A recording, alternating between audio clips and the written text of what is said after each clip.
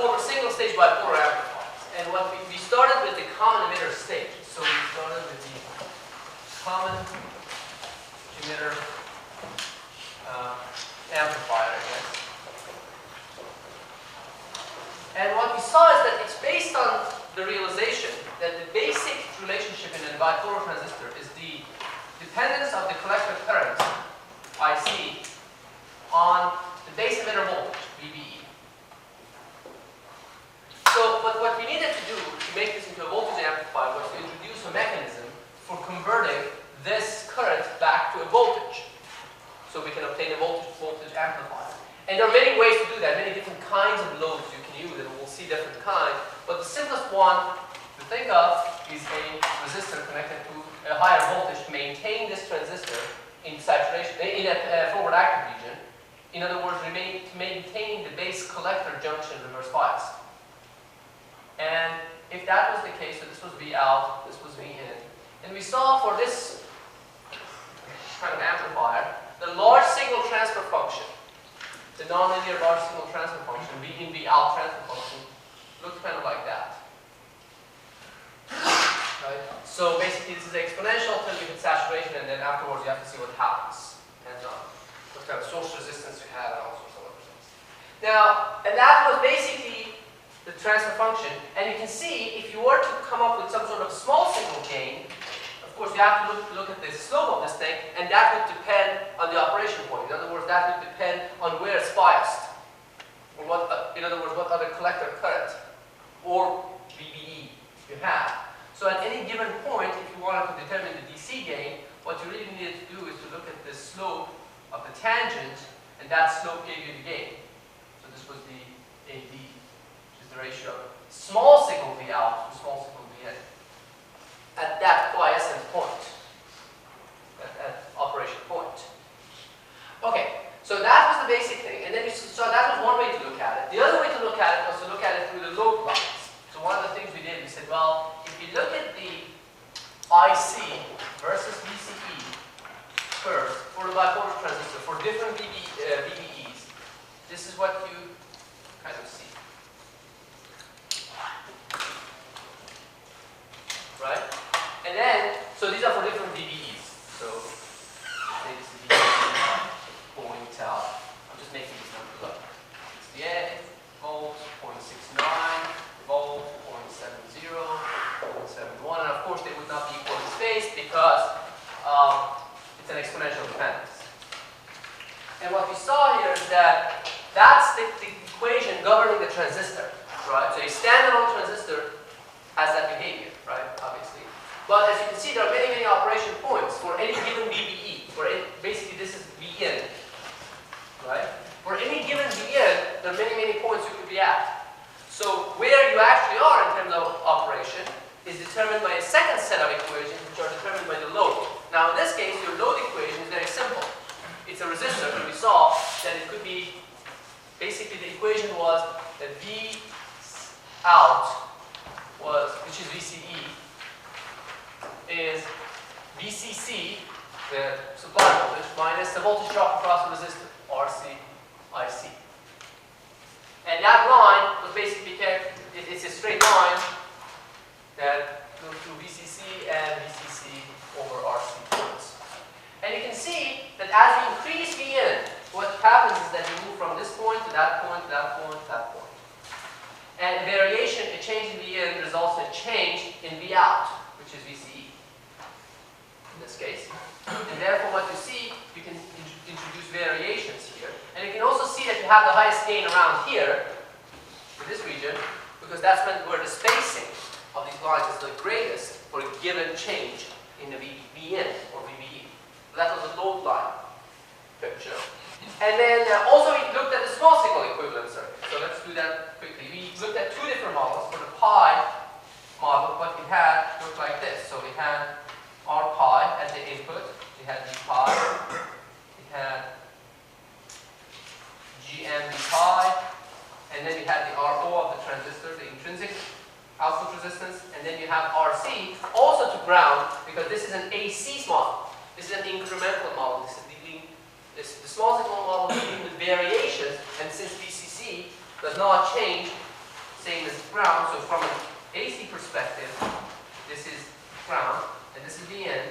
Therefore, this is the GM Vn, and therefore it's the current being drawn out of the parallel combination of these two, which basically directly gives you the result of the voltage gain being minus GM times RC in parallel with RO. It's a parallel combination.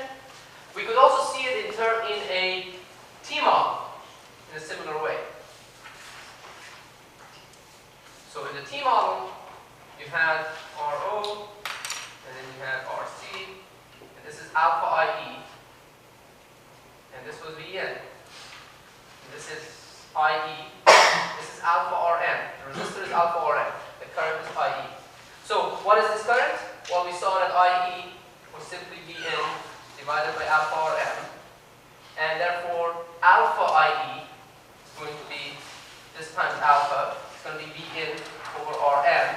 In other words, GmVn, which is drawn out of the parallel combination of these two resistors, which is exactly the same as that. So that gives you the same gain as you expect, of course, because these two models are exactly equivalent.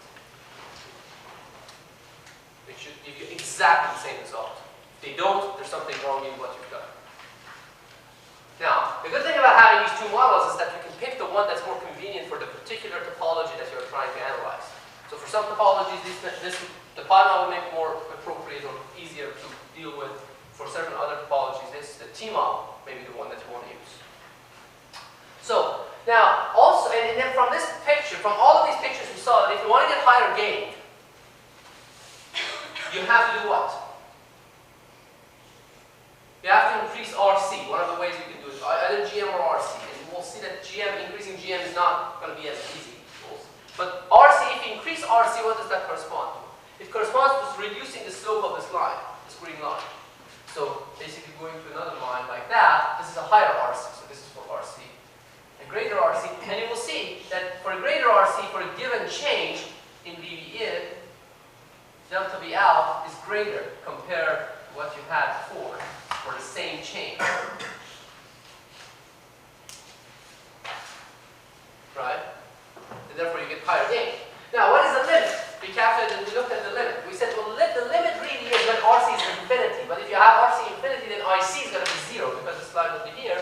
So you want to create something that gives you, from an AC perspective, from a small signal perspective, a very large RC, perhaps infinity.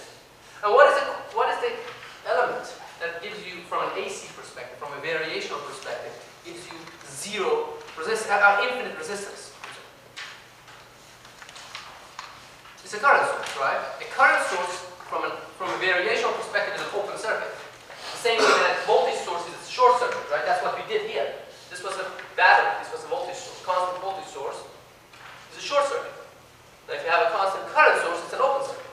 So in that case, and in terms of those lines, that corresponds to a constant current. So this is some sort of I bias. And that's the way you get the maximum gain in this arrangement. And what is that maximum gain when RC is infinite? Maximum fundamental limit of the gain of this stage is GMRO, which we saw, interestingly, is independent of the current, because GM was IC over VT, and RO was VA over IC. So you can see that once you're getting close to this limit, increasing the current is not going to help you, because it will increase your GM by exactly the same amount, by the same ratio, I guess, that it decreases or reduces your RO. So the limit is basically something rather fundamental, right? It says it's VA, so this is the maximum gain, maximum voltage gain you can get out of this state, VA over VT. Yeah, it depends on temperature, but that's not usually a design parameter. So, and typically, let's say if you have a VA of 50, let's pick some numbers, right? So well, the VA of 50 volts, and this is 25 millivolts, so that's something like 2,000. Several thousands, so a couple of them, 1,000, 2,500, depending on the transistor and the bracket. So for a common emitter, this is the maximum gain you can possibly get. And this is important because, as you will see in the subsequent, as we go through the course, it appears that we have this quest for maximum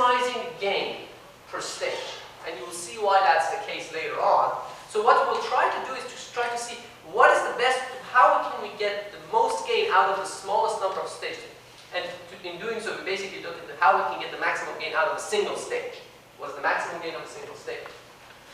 And that's important primarily because of the dynamical issues in the system. Of course, one reason is that if you get more gain out of the stage, you have fewer stages, you have lower power dissipation, all those things. That's one thing. But even more fundamental is the dynamics, is the stability of the amplifier. When you look at it, if you want to put an amplifier in a feedback loop, and we'll talk about this extensively next quarter when we talk about the dynamics. If you want to put an amplifier in a feedback loop, you have to make sure that the dynamics does not create enough phase shift, or loosely speaking, it doesn't have too much delay at some frequency that when you put things in feedback, when they come back, they are in phase or close to in phase. If they are in phase, you're in real trouble in the sense that it can start oscillating. You're trying to make an amplifier, you make an oscillator, right? And then the other, or even if they're not exactly in phase, when they come back, if you don't have enough phase margin, the response of the amplifier could be really bad in the sense that it will start ringing like crazy, so it will not settle quickly. And we'll talk about that, as I said, I mean, all of this stuff extensively later on, and analyze it analytically and quantitatively, we'll talk about it. But for now, there will appear the remainder of fewer, well, actually the remaining lectures, what we'll try to do is kind of, one of the things seems to be this theme, to try to get maximum gain out of as few stages as possible.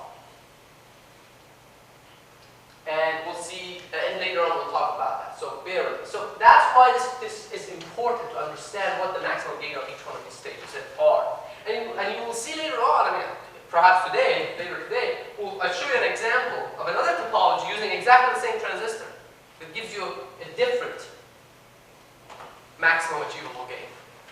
So this is not fundamental to the transistor, this is fundamental to the topology, the way you've connected the transistor. And is it obvious why we call these topologies, right? Because I could draw this like this.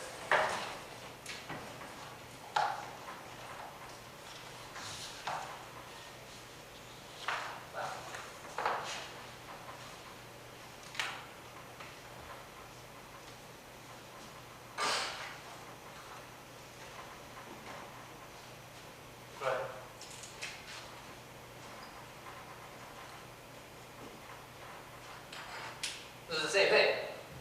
But as you can see from this picture, and as you've probably noticed in previous electronic circuits you've looked at, there's this unwritten rule about how we kind of draw the circuits. You rarely draw it like that from an amplifier, a complementary amplifier. Have you seen someone showing it like that? But this is completely equivalent, right? This is exact, well, sorry, I did it twice. So, right, this is exactly the same thing. The unwritten rule, of course, is that we usually show points that are at higher potential, at a higher elevation, I guess, and points that are at a lower potential at a lower elevation. So that gives you kind of a sense of what is at a higher voltage and what is at a lower voltage, at least in the quiescent operation point. And then, of course, there are variations on top of that. So that's important to remember, and that's interesting because, you know, several years ago, there are still people who work on this genetic algorithms for circuit design. So a lot of people have tried to kind of come up with automating analog circuits. So one of the attempts was done with genetic algorithms. So, and after working a long time on it, somebody, you know, I know, he came up with this, oh, look at this great circuit of design. This is a kind of a synthesis tool we've created. And it created this amplifier, and that, you know, we gave it specs, and it gave us this amplifier. So she gave me this huge schematic, something like 220 transistors in this, right? And it was some sort of amplifier. And all of them were connected like that. Like, so, and everyone, they showed it, they were kind of wondering, oh, that's great. And I looked at the algorithm and said, well, you know, let me think about it. So I took that to my office and sat down for about half an hour. So, well, let me look at this and see if I can redraw it in a better way. So I started redrawing it, and then in the process of doing that, I realized that out of 220 transistors, 218 of them were off. Well, actually, no, 216 were off. Well, the way they were connected, they were off. And the rest of them were kind of like there were two diodes connected between the supply and the ground, which is not a great idea. And that was connected to the base of this, which was connected to another transistor like this, and this was the input. There was some sort of a resistor here, and this was the output. So this was the circuit out of 220 transistors. And of course it's a really bad circuit because one of the things they didn't have a spec on was the power consumption. The fact that these two will explode for any reasonable supply. They had, I think, a 15-volt supply in their simulation. So, of course, this is a very expensive way of creating a low impedance node or a constant voltage here. But there were mega amps of current flowing through this. Of course, the simulator doesn't mind. And so there were, and actually, I think they noticed that. Well, they saw a mega amp, they thought it's a milliamp. Later on, it became clear. But anyway, so that was the circuit. So again, there may be some value to certain synthesis algorithms and all those things. I don't want to shut it down. But the point to take away is that it's important how you draw the circuits, right? From a cognitive perspective. Because if you don't draw them right, then we'll, I can take any circuit and then redraw it in a very bad way, and then it will take it forever to understand what it is. So the unwritten rule is that higher points have higher potentials. So that's unwritten rule. And that helps you understand it. So if I were to make a PMP, common emitter amplifier, how would that look? I can make a PMP common emitter amplifier, right? What defines common emitter? Common emitter is defined by the fact that the common terminal is the emitter for the input and the output, right? So the input, and in other words, the input is applied to the base, and this is a PMP transistor, right? Now, if I want to follow my rule for a PMP transistor to be on, this junction, the base emitter junction, has to be forward biased, right? But this diode looks like that, right? Because look at the arrow, the direction of it. So this means that this potential has to be higher. So this has to be connected to VCC, right? The supply voltage or higher voltage. And then this resistor has to be at a lower voltage. So this can be connected to ground, or you can say make this ground, and then you can make this minus VEE, a negative voltage. Right? And that's when I talk about the common emitter amplifier with a PMP, I usually show it that way. Again, it's not wrong to show it like this.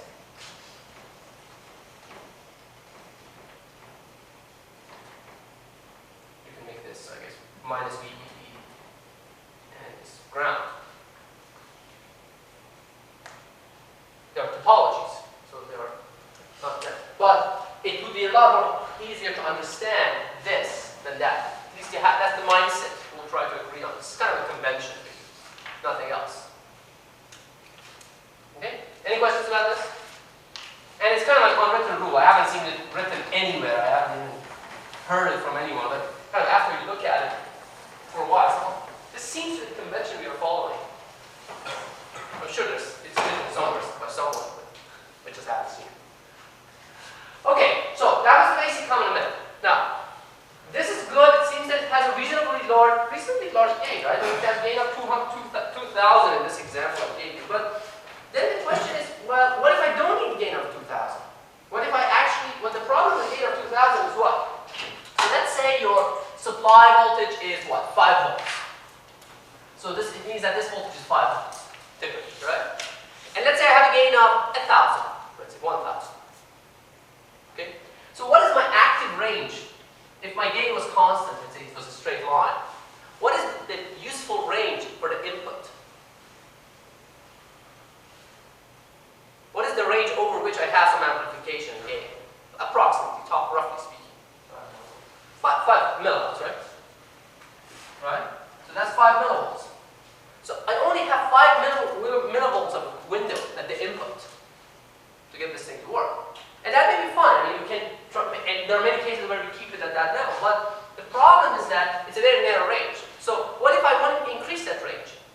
Well, there's something very basic and fundamental. I mean, if I want to increase this range, if my output range is fixed, then I have to reduce my gain. I have to reduce the slope. Right? There's no other way. So how can I reduce the slope in a meaningful way? Well, there are many different ways to do that. But one of the effective ways of doing this is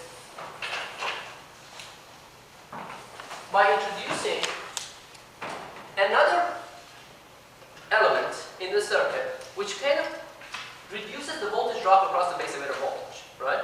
Because the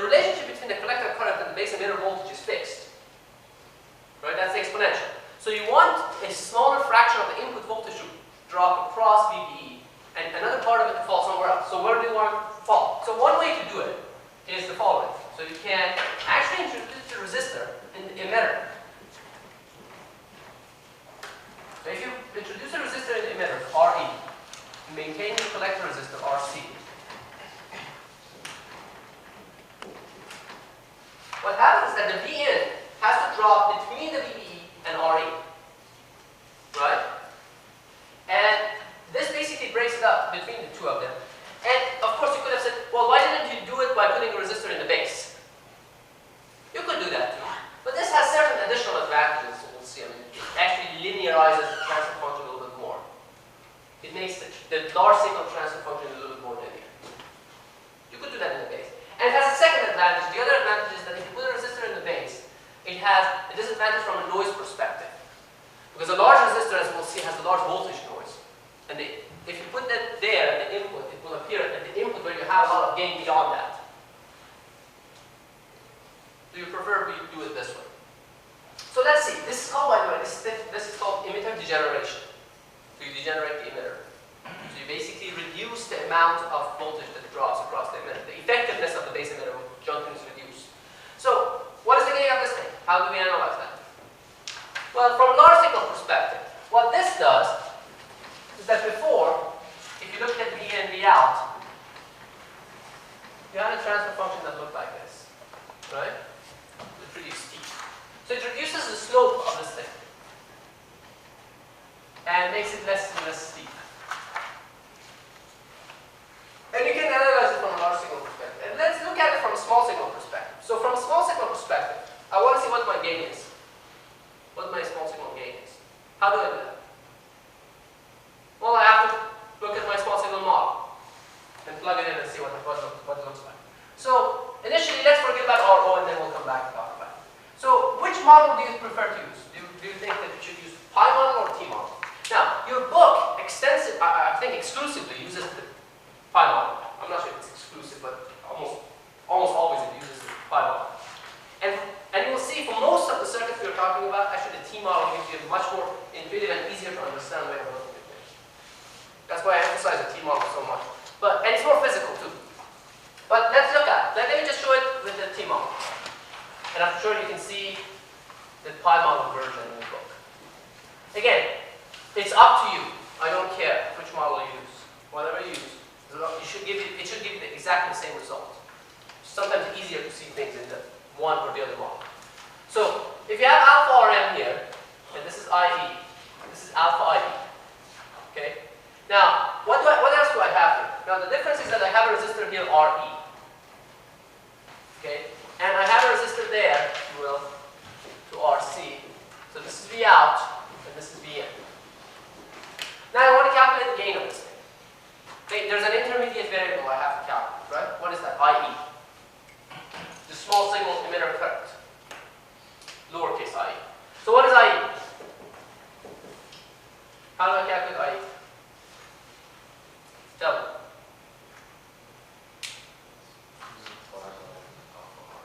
Yeah, exactly.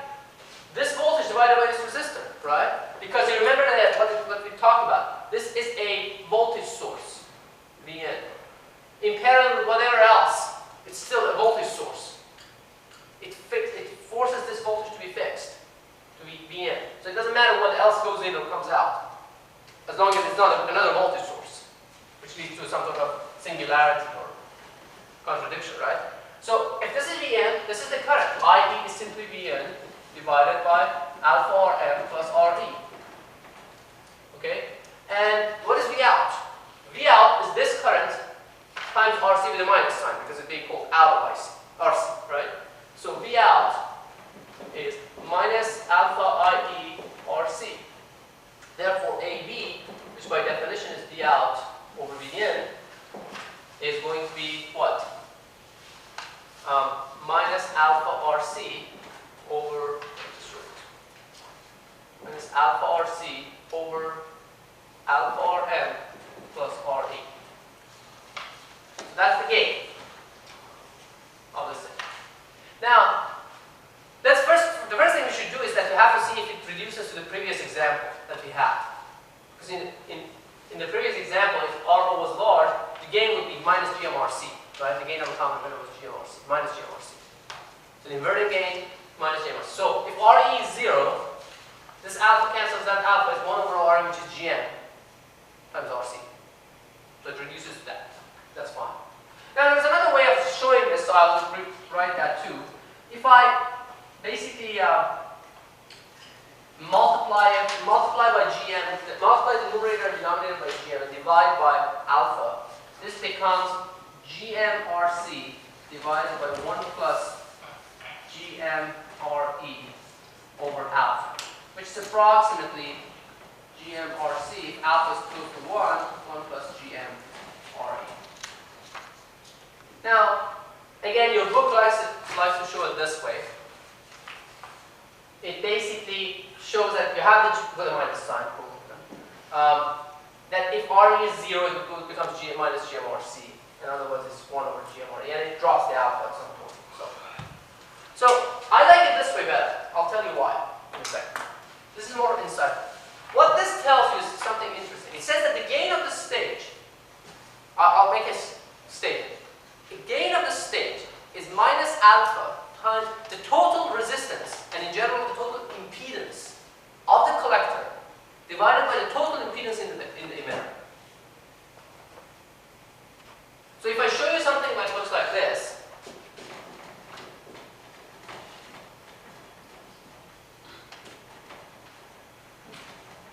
ballpark, what is the gain of this thing? It's a little less than 5 because you have the alpha or M here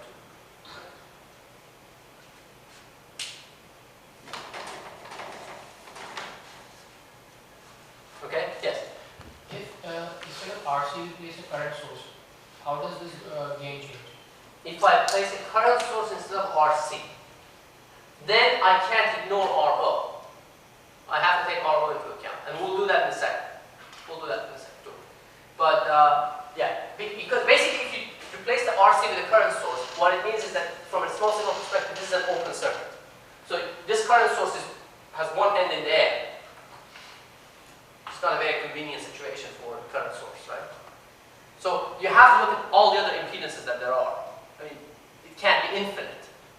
So you have to look at other impedances you have to take, and you will do that just in a second. I just wanted to show you the basic thing first.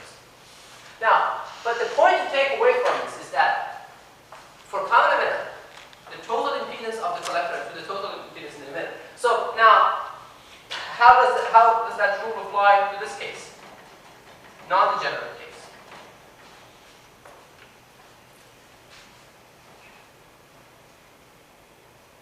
Well, I still have the resistance here, right? I have the Rn, alpha Rn, more accurately.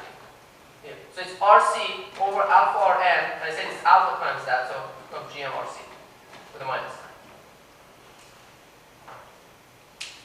So you can actually tell the gain of the common emitter very accurate by looking at what is the total impedance in the collector and what is the total impedance in the emitter and times alpha.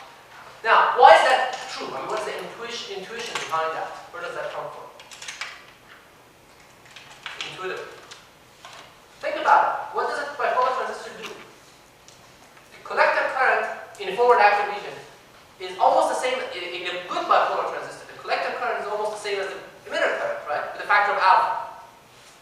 So think about the current in the collector and emitter being the same. If they were exactly the same, in other words, if alpha were 1, then the voltage drops across them would have to be the same. It's the same current going through them.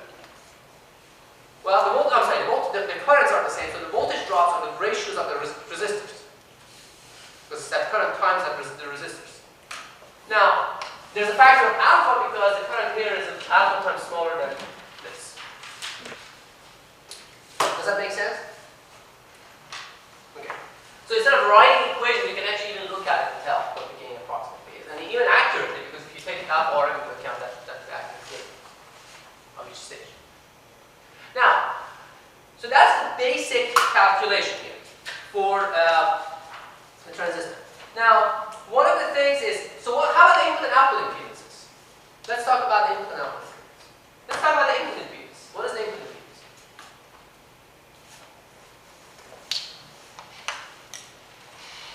Well, is it obvious, intuitive? I mean, by looking at it the way it is, kind of, maybe. I mean, it depends on how long you've looked at these things.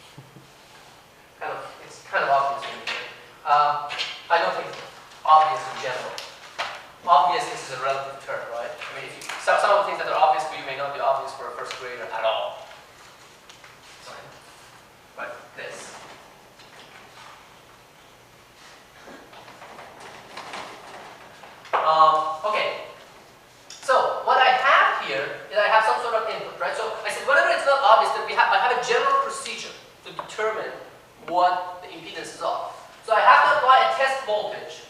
let's say Vx, and measure Ix, measure the current, right? And the ratio of Vx to Ix is my small signal equivalent in impedance. So how do I do that? Well, let's say I have applied Vx. Then if that's Vx, what is this current? What's Ix? Well, if that's Vx, I know IE, right? I've already calculated that. I just have to replace V in with Vx. So IE is Vx over alpha Rm plus Ra. These two resistors. No, I'm sorry, this is I. No, this is not I. This is IE. The current. But what is Ix? What is the relationship between Ix and IE? Are they the same? No. Right? Because of this current. So it's the difference of these two currents. Which makes sense, right? This is the collector current, it's a little bit smaller. This is the emitter current, it's slightly larger. The difference is the base current. This is the base current. So what is it? It's this current minus that current, right? In other words, 1 minus alpha times IE is Ix. Agreed? Ix minus alpha IE minus alpha IE. Right? So that basically becomes 1 minus alpha times over 1 alpha Rn plus Re times Vx. So now I know my relationship between Vx and Ix. So Rn,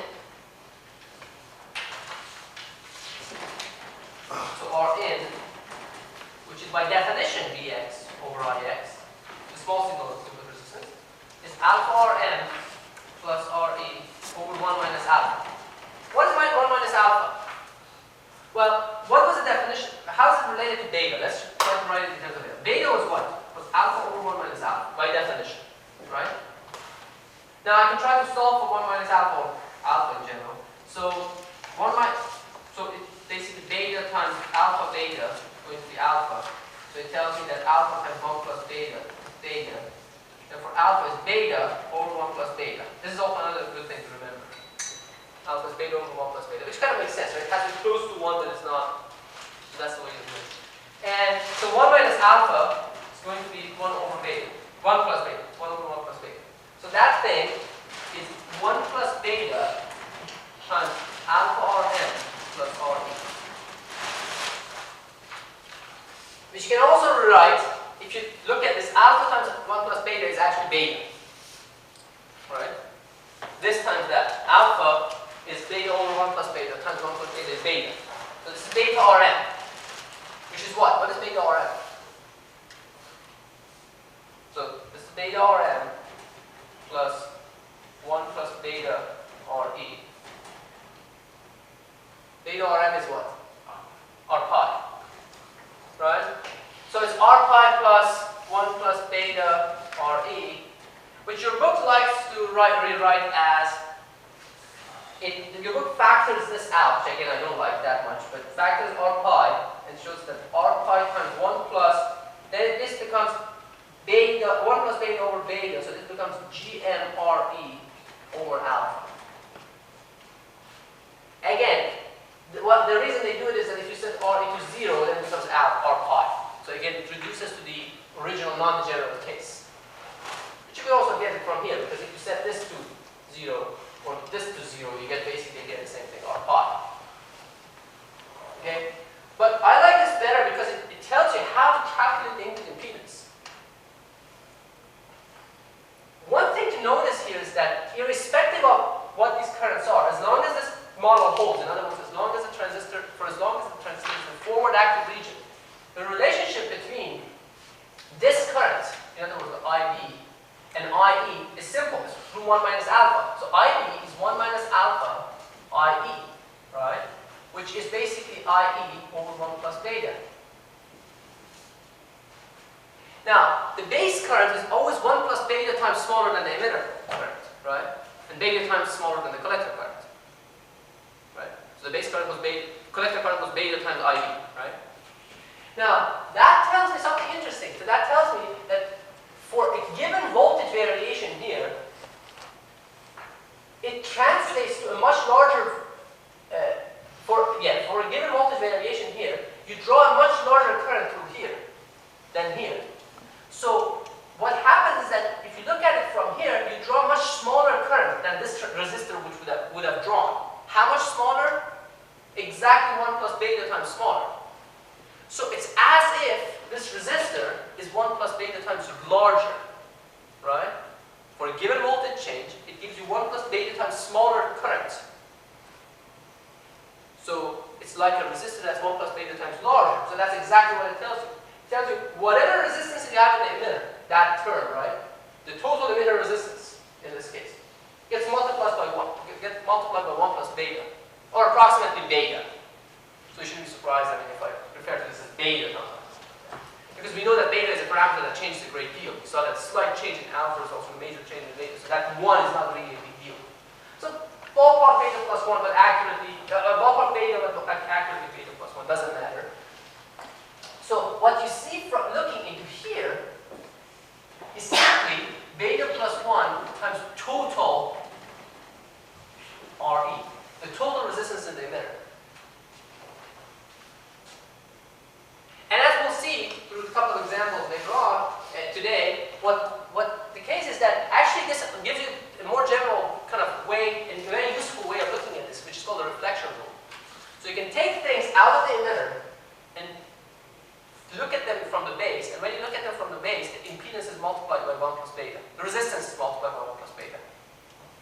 Or, conversely, as we'll see in a few minutes, you can take things from the base and move them to the emitter and divide it, the resistors, by 1 plus beta. Like you multiply them by 1 plus beta. And that's called the reflection rule. You're going to reflect them back and forth.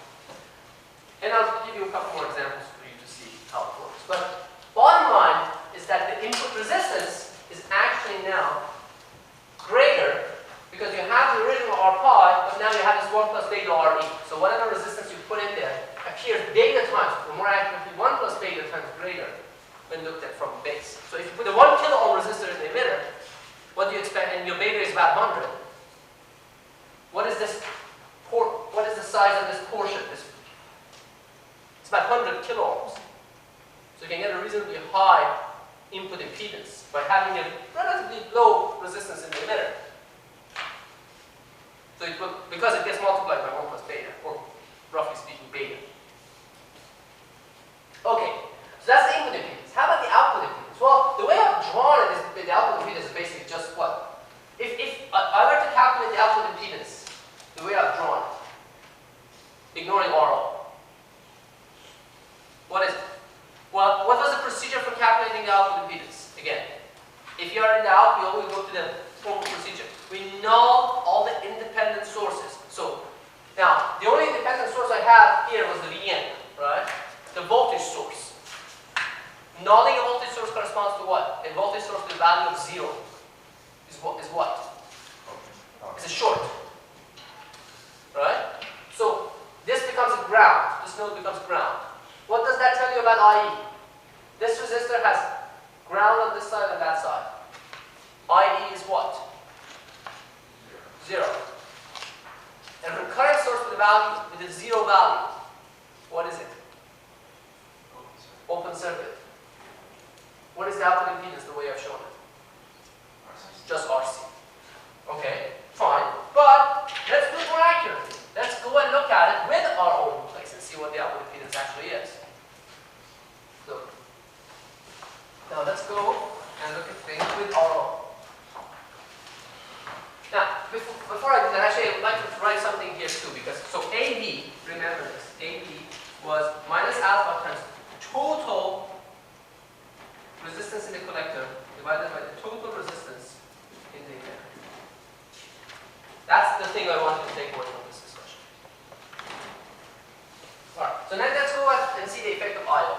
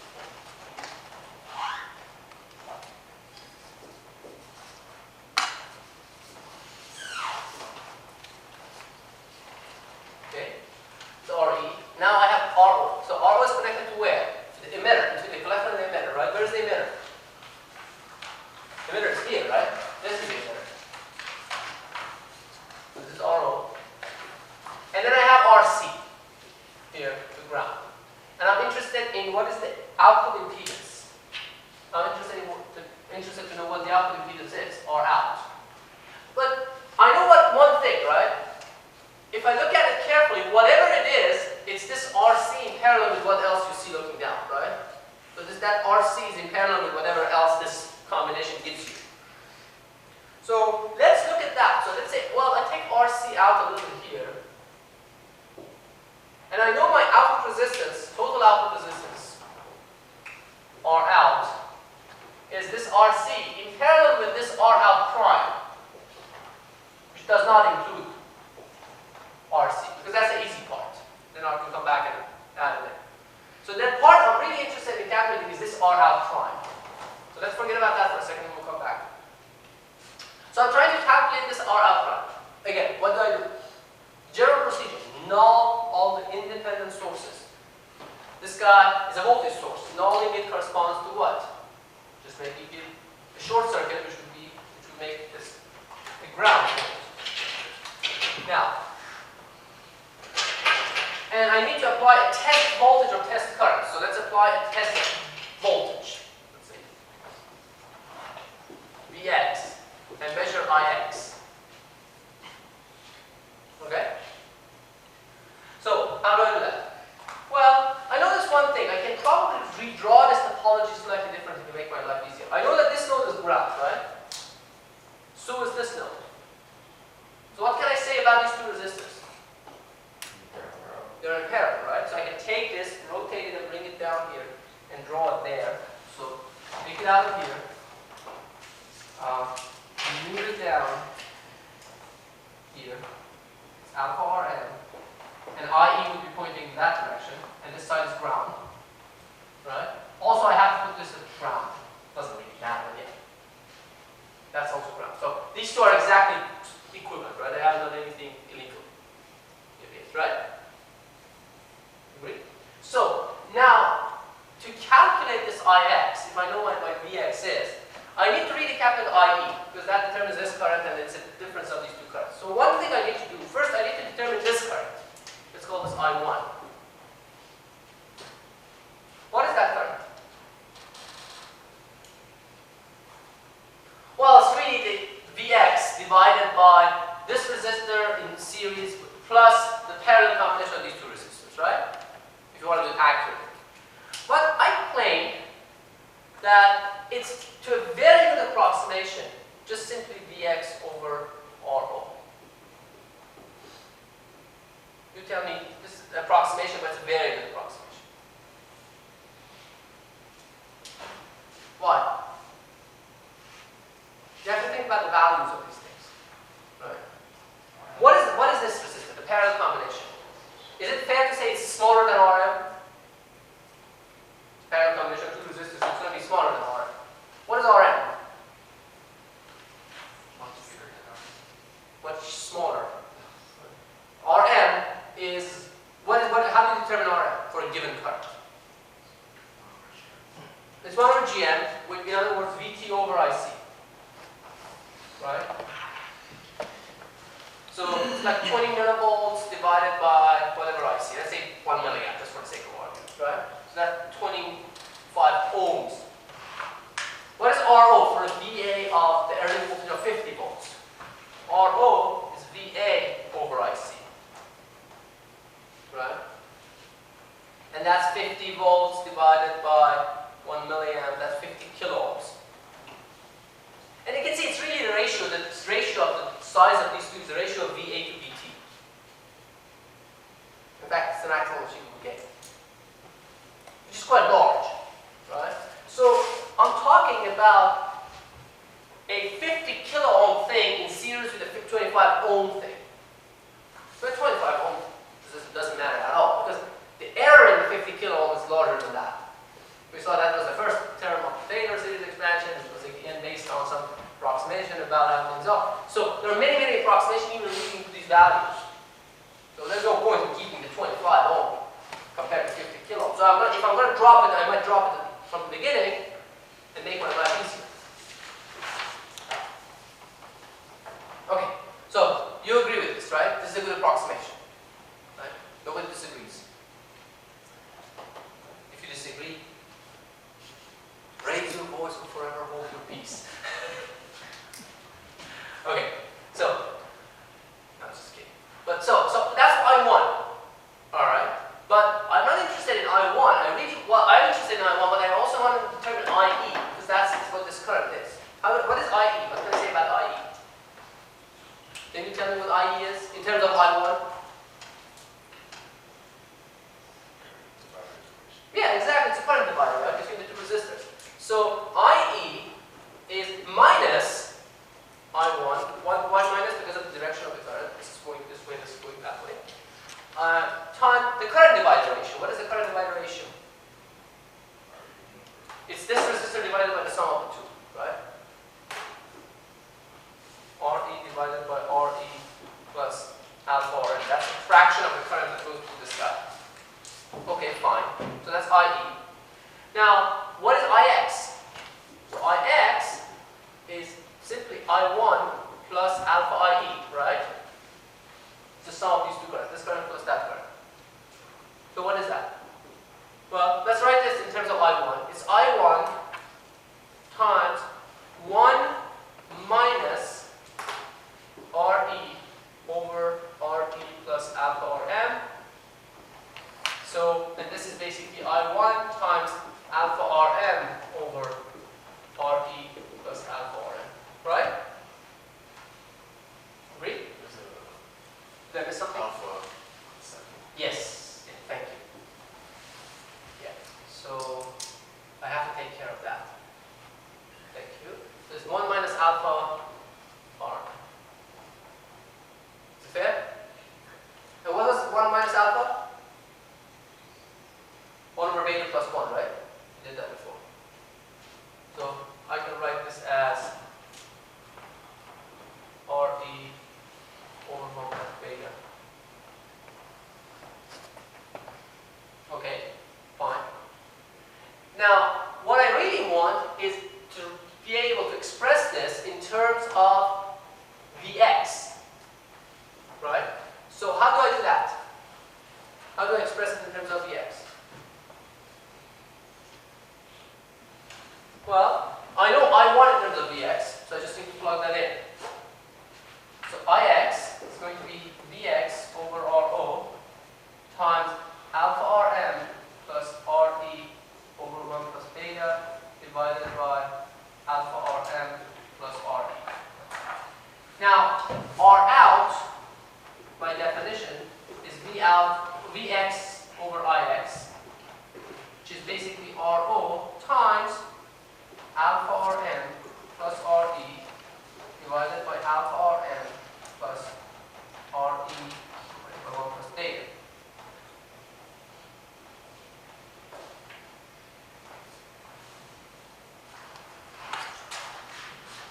Okay, so you see, what can you say? What can you tell me about the output resistance in terms of RO? Is it greater than RO or smaller than the intrinsic RO of the transistor? And this is really R out prime because we didn't take the RC into account in this. But what is it? Is it greater than RO? What is this quantity? Is it greater than 1 or smaller than 1? It's great. Greater than 1, right? Because while these two terms are the same, this term is smaller, so the denominator is smaller. So it increases your output impedance is also going up because of this resistor that you have in the emitter. So the emitter degeneration not only increases your input resistance, but also increases your output resistance. Now, there's another way to write this. So, and that basically involves dividing the numerator and denominator by alpha Rm. So you can write this as Ro times 1 plus, then 1 over Rm is Gm over alpha divided by 1 plus Gm Re divided by alpha times 1 plus beta, which is just simply beta. You can write it like that. And your book likes to write it this way. So, can you tell me is there a maximum on how large RO can be? R out can be? Is there a limit? Or can it grow without bound? If I increase RE, can I make R out infinite, for instance? By making RE large? Look at that last expression, right? If I make my RE very large, so in other words, if my GMRE is very large, what happens?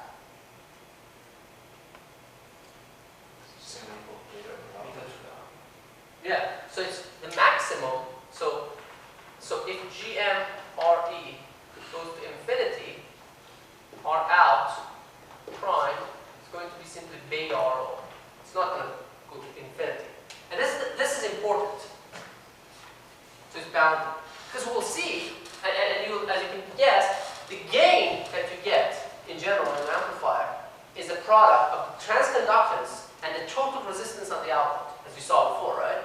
The total resistance on the output side, R out, capital R out, right? That cannot go to infinity.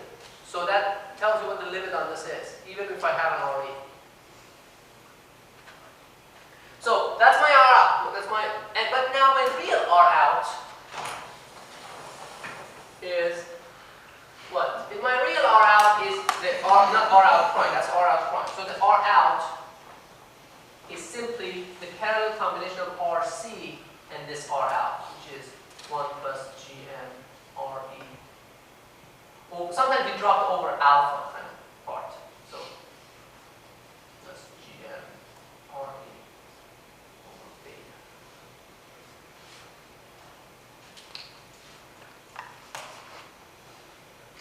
Right? So that's the total output resistance. If you include that RC2, which I ignored for a minute.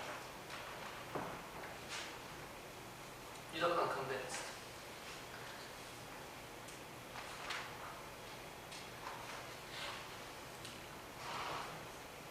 Feel free to ask me a question if you have one. Now, if GMR is not incredibly large, but it's reasonably large, right? So basically, in other words, if GMRE is large, but GMRE over beta is still small compared to 1.